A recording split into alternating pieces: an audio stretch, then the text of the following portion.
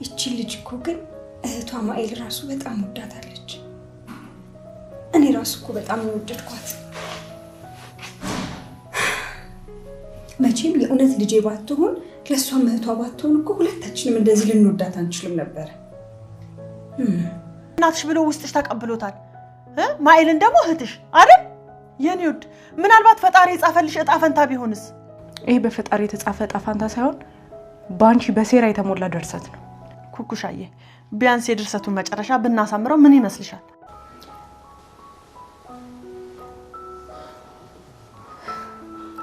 እንግዲህ በጣም አዝናለሁ። እዚህ ደግሞ ምን እየሰራሽ ነው? የምትወደውን አይነት ሻይ አፍልቼልሃለሁ አባዬ። እያለቀሽ ነው እንዴ? አይ አይደለም፣ ዝም ብዬ። ቆይ እሺ፣ ደግሞ ምን ተፈጠረ?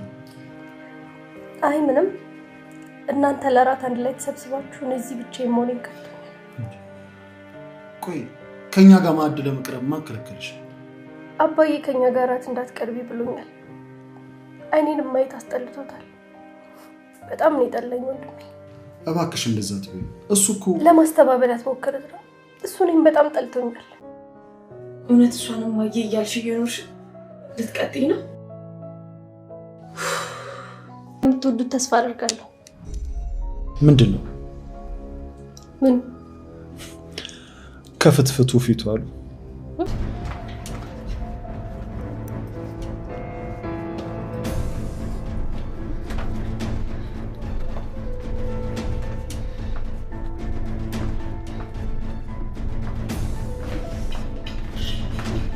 ምንድን ነው የሆነችው?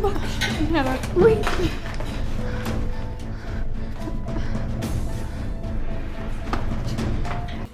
ምንድን ያሉሽ? ቆይ ለምንድን ነው እንደዚህ ደነገጥሽው? አጸደ ሰላም እንዴት ናችሁ? የእዝራና የሀብል አድናቂዎች በያላችሁበት ሰላማችሁ ብዝት ይበል። ለቻናላችን አዲስ ከሆናችሁ ሰብስክራይብ በማድረግ ቤተሰብ ሆኖ እንዲሁም ላይክ እና ሼር እንዳይረሳ። እንግዲህ የአጸደና የወይዘሮ ዘነቦ ሴራ ይከሽፋል አይከሽፍም የሚለውን የምንወያይ ይሆናል። ሀብል እናቷን በድጋሚ አግኝታለች። ነገር ግን እናትና ልጅ እንደሆኑ በጭራሽ ምንም ድንጋጤ ጥርጣሬ የላቸውም። ሚስጥሩ ይወጣል። ሁላችሁም በጣም ቸኩላችኋል። በጉጉት እየጠበቃችሁ እንደሆነ እናውቃለን። ዞሮ ተደብቆ አይቀርም። በትዕግስት መጠበቅ ነው። ለምሳሌ የእዝራ እንደዚሁም የወይዘሮ ዘነቡ የተደበቀ ሚስጥር እንደወጣው ሁሉም ነገር ቀስ በቀስ ይወጣል። ሜርሲ በጣም ተቀይራለች። እኔ አስደንግጣኝ ነበረ። ሁላችሁም ደንግጣችኋል አይደለ? ይቺ ልጅ እንዴት ነው ወዴት ነው በቃ እንዴት ነው የምትቀያየረው ብላችሁ መቼም በጣም ነበር የደነገጣችሁት። በእርግጠኛነት በጣም ያስደነግጣል። አባቷ እንደ አጋጣሚ ደግሞ ሲሰማ ታስቡት ተቀይራለች እያለ እያሰበ እሷን ከልቡ አውጥቶ ላለመጣል እየታገለ ባለበት ጊዜ እንግዲህ ከአክስቷ ጋር ስታወራ ከወንድሜና ከሀበል ላይ ችግር የለውም ወደ ልባቸው ገብቻለሁ የቀረው አባዬ ነው እያለች ስታወራ ነው የሰማት። እንግዲህ እሱ ነገር በቃ ጥርጣሬው እንዲጨምር አድርጓል። አንደኛ ትክክል ነው ሰምቷል፣ በትክክል ነው የሰማው። አቶ እስክንድር እዚህ ቀደም ስለ ማህደር ስታወራም ሰምቷል። ሜርሲ ደግሞ እየካደች ነው፣ ልታስረዳቸው ሞክራለች። ነገር ግን ልታስረዳቸው ብትሞክር በጭራሽ ሊያምኗትና ሊቀበሏት አልቻሉም። እንደ አጋጣሚ ደግሞ እሷ ነበረች ቁርስ የሰራቸው ሀብል እግሯን ስለታመመችም። ነገር ግን ሀብልና እዝራ ደስ ብሏቸው ሊበሉ ነበረ። አቶ እስክንድር መጥቶ ኧረ በጭራሽ ለውሻ ስጡት፣ ማንም እንዳይበላ ድፉት፣ ለውሻም እንዳይሰጣል እንጂ ለውሻም እንዳይሰጥ ድፉት ይሄን ምግብ በጭራሽ አለ። ሜርሲ እንግዲህ እኔን ማብላት እኔን ማጉረስ ትችላላችሁ እያለች ባየተናነቃት እየተናገረች ነበረ። ነገር ግን ሄዳ ያደረገችው ነገር ከባድ ነው። አንዳንድ ጊዜ ሰዎች ሲጸጸቱ ጸጸታቸውን ካልተረዳን እናጣቸዋለን።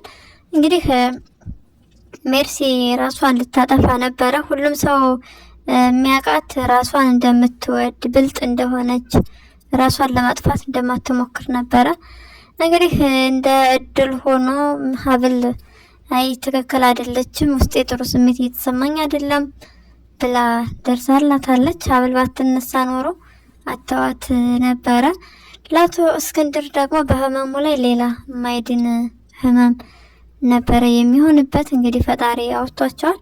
ከዚህ በኋላ ልትረዷት ይገባል። ጋሼም ብትሆን ተረዳት። እናውቃለን ለፍትህ ለሰብአዊነት ምን ያህል ታማኝ ሰው እንደሆንክ ሳናደንቅ አናልፍም። ነገር ግን ደግሞ እዝራም ብትሆን አምነሃታል። እውነቱን ስለነገረችው እውነቱን መናገሯ ትክክል ነች። ከሷ የቀረ ምንም ነገር የለም። እንግዲህ ቤተሰቦቿን ለመጠበቅ ነው ከአክስቷ ጸደይ ጋር ስታወራ የነበረው። እንግዲህ እንደዛ ስታወራ ስለሰማት አባቷ ለመልካም ነገር ብላ ያደረገችው ነገር ለመጥፎ ነገር ሆነባት ማለት ነው። ስለዚህ ምንም ጥፋት የለባትም። ባሆኑ ልትረዷት ይገባል። እንደውም የእሷን በቃ ድራማዋን ለማወቅ ሜርሲን ተጠቅማችሁ አክስቷ እንዴት እና ምን እያደረገች እንዳለች እሱን ብታውቁ መልካም ነገር ነው። ካለበለዚያ ደግሞ ቢያንስ ባታገሏት መልካም ነው። ገለልተኛነት፣ ብቸኝነት ሲሰማት ራሷን ነገም ቢሆን ለማጥፋት ነው የምትሞክረው። ይሄ ሀሳብ እንዲሰማት ማድረግ የለባችሁም። በተቻላችሁ መጠን እየተከታተላችሁ እንግዲህ ማስተካከል ያለባትን ነገር እንድታስተካክል ማድረግ ትችላላችሁ። እሷ ዞሮ ዞሮ ተቀይራለች። መቀየሯ በጣም ደስ ይላል። ከአክስቷ ጋር እንደማትመለስ ግልጽ ነው። የአክስቷ ሴራ የአክስቷ ተንኮል ስለገባት ሊያሳስባችሁ አይገባም። እንግዲህ በሌላ በኩል ደግሞ ያው ወይዘሮ አጸዴና ወይዘሮ ዘነቡ የወይዘሮ ሀናን ቦርሳ ለማሰረቅ ችለዋል። ናሙናውን አስቀይሰዋል። ያስቀየረው ነገር ግን ብዙዎቻችሁ በጭራሽ አናይም፣ እንዴት መቀየር የለበትም እያላችሁ ነው። እኛ መልእክታችን እናስተላልፋለን፣ በእናንተ ሀሳብም እንስማማለን። ለተመልካችም ክብር ያስፈልጋል የሚለው አስተያየቶች አሉ። እንግዲህ ነገሮቹ ቀስ በቀስ ያው ተንኮለኛ ሰው ተንኮል ይሰራል። ከዛ አንጻር ነው ትንሽ የተጓተተ የሚመስላችሁ እንጂ እኛ በህይወታችን የሆነ ነገር ስንፈልግ ያ የፈለግነው ነገር በአንድ ጊዜ ይሆንልናል ማለት አይደለም። ልክ እንደዛም ሁሉ ስለዚህ በትዕግስት መጠበቅ መቻል አለብን። ዞሮ ዞሮ እነሱ ለመልካም ነገር ብለው ያደረጉት ነገር ምናልባት እነሱ ራሳቸውን የሚጎዳ ነገር፣ ለወይዘሮ ሀና ደግሞ ቅንና መልካም ነገር የሆነ ነገር ሊሆን እኮ ይችላል። ስለዚህ እኛ በትዕግስትና በተስፋ መጠበቅ ነው ያለብን እንደ እስካሁናችን። እውነቱ ደግሞ ይወጣል። የሀብልና የሀና እናትና ልጅነትም ይወጣ ይሆናል። እንግዲህ እየተጧጧፈ ነው። ያው በቀጣይ ክፍል አዲስ ነገር ይኖራል። እስከዛ ድረስ እናንተ በትዕግስት ብቻ ነው መጠበቅ ያለባቸው። ናሙናው እንደነገርኳችሁ ነው። ቢቀየርም ችግር የለውም። አንደኛ እዝራና ወይዘሮ ሀና እንዲሁም ሀብልና እናቷ ያው ተዋውቀዋል፣ ቤተሰብ ሆነዋል። ሊዘገይ ይችላል። ኩኩሻም እውነቱን አልናገርም ብላ ራሷን ወዳ እንግዲህ እንደ ቤተሰብ እያጫወታት ነው።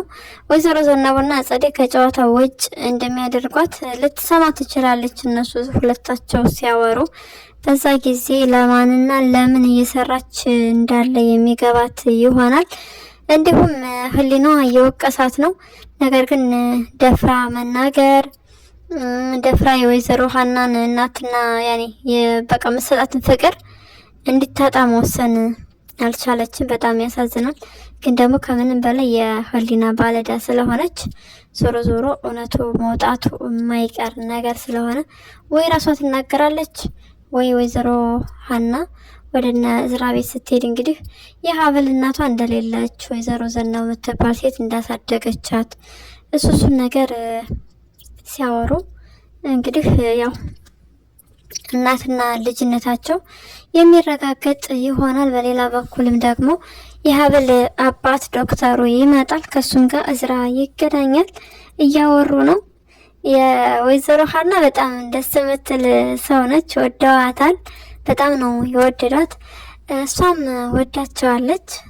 ስለወደደቻቸው በድጋሚ መሄድ እድል ይኖራታል ወደነ ሀብል ቤት። ስለዚህ በጣም ጥሩ ባል፣ በጣም ጥሩ አማት፣ በጣም ጥሩ ፋሚሊ ናቸው። እንግዲህ ደስተኛ እንደምትሆን እስካሁን ስታለቅስ የኖረችበት እድሜ እንደሚካስላት እርግጠኛ ነን። ወይዘሮ ሀና እድሜ ልኳን ጥላ ስለሄደች ልጇ ያሰበች እንደነበረ ግልጽ ነው። እህቷም ትናገራለች። እህቷም እየተናገረች ነበር። የሀብል እህት እናቴ ለእኔ ሳይሆን የምታስበው ለታላቅ እህቴ ነው፣ ለአንቺ ነው የምታስበው ያለቻት ነበረ።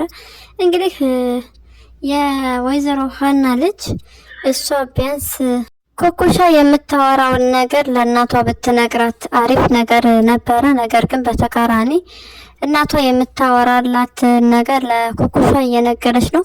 ከዛ አንጻር ነው ዲኤንኤውንም ለማስቀየር ብዙም ሀሳብ የገባት ወይዘሮ ዘነቡ። ዞሮ ዞሮ ሚስጥር የመውጣትና የማግኘት እድል ይኖራታል። ማኢ ባወራች ቁጥር ለኩኩሻ፣ ኩኩሻ ደግሞ ለወይዘሮ ዘነቡ እያወራች ያው ሚስጥራቸው የሚሄድ ይሆናል። ማኢ ብዙ ባታወራና ብዙ ባትናገር ጥሩ ነበረ። ነገር ግን የቤተሰብ ፍቅር ስለምትፈልግ ከዛ አንጻር ብቻዋን ስለኖረችና ስላደገች ነው ኩኩሻን እንደዛ የምትቀርባት። ኩኩሻ ደግሞ በተቃራኒው ስለመለየት ታወራለች። እህትሽ ባልሆንስ ብቻ የምታወራው ነገር ትንሽ ግራ የሚያጋባ ነው ለሷ። ይህን ነገር ለወይዘሮ ሀና ብትነግራት አሪፍ ነበረ። እንግዲህ ወይዘሮ ሀና ኩኩሻን ወይዘሮ ዘነቡ እሷ ነች እየተደነባበረች እንዲጠረጥር ያደረገችኝ እያለች ነው። መጠርጠሯ አሪፍ ነገር ነበረ። እንግዲህ ወይዘሮ ዘነቡ ካሜራ አድርጋለች ወይዘሮ ሀና ክላስ ላይ። ምን ይፈጠራል?